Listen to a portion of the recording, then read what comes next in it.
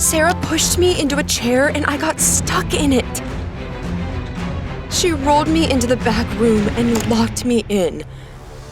That's why I missed an important meeting and ticked off the chef. He recently said he'd lay off one sous chef, and Sarah started a war. I was a single mom and couldn't provide for my girl with no job. But Sarah put a packet of peppers in my soup and took my orders. She said my hormonal imbalance made me lose my taste. In the morning, I got arrested at the restaurant door. Someone reported I'd robbed the restaurant that night. I swore it was a lie, but they showed me CCTV footage. Someone who looked like me was loading stock into a van. I said I was set up. I was at home with my child at the time. They didn't believe me. Chef said I'd go to jail if I didn't pay up. My rent was behind, so we were given a week to move out. I was at a loss, so decided to ask my ex for help. But someone I didn't expect to see opened the door. What? It was Sarah! She stole my husband! I said I wanted to talk to Stu, but she slammed the door. I called out to Stu and Sarah dumped trash on my head.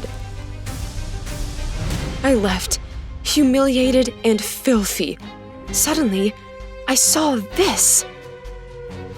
The van! Just like the one in the CCTV footage. I hid to see who it belonged to. What I saw shocked me. I spent my last money on a cab and followed the van. It pulled up in front of the restaurant and a plump woman got out. She looked just like me and wore my apron. I called the cops and chef, who was blown away. Turned out the fat woman in my uniform was Sarah. She dressed up as a chubby lady and stole stock. My ex-husband Stu was driving the van. Sarah and Stu ended up in prison. I got my job back.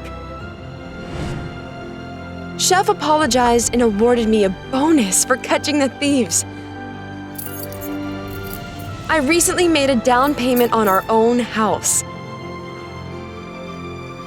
No costume can hide the truth, right?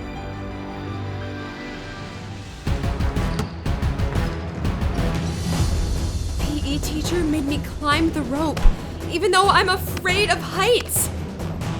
It's your belly that's dragging you down. Move it! Dan yelled. My arms couldn't hold me and I fell. To teach me a lesson, Dan had the whole class throw balls at me. Gotta dodge it if you don't want to get hit in the nose, he taunted. He made me do push-ups until I broke a sweat. Then he made me skip lunch to wipe up the traces of my disgusting self. At home, Dan said he wouldn't let me go to prom if I didn't lose weight. I was completely at his mercy. After all, he was my stepfather. I couldn't complain to Mom because she was ill and in the hospital. Dan thought I was embarrassing him with my body. The next day, he wouldn't let me take the bus. Dan made me run in front of his car with a heavy backpack. At school, he took away my lunch. I hid in the bathroom to eat at least an apple. But my classmates tracked me down and snitched on me. Dan gave them good grades for it and didn't give me dinner. The humiliation was unbearable. Mom noticed something was wrong with me. She got worse, and I realized she shouldn't worry, so I kept quiet. The next day, my stepfather took pity on me. He took me to a boutique. He let me choose any prom dress I wanted.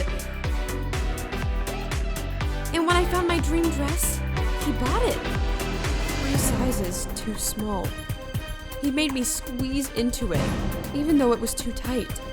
You'll go to prom in it, whether you lose weight or not.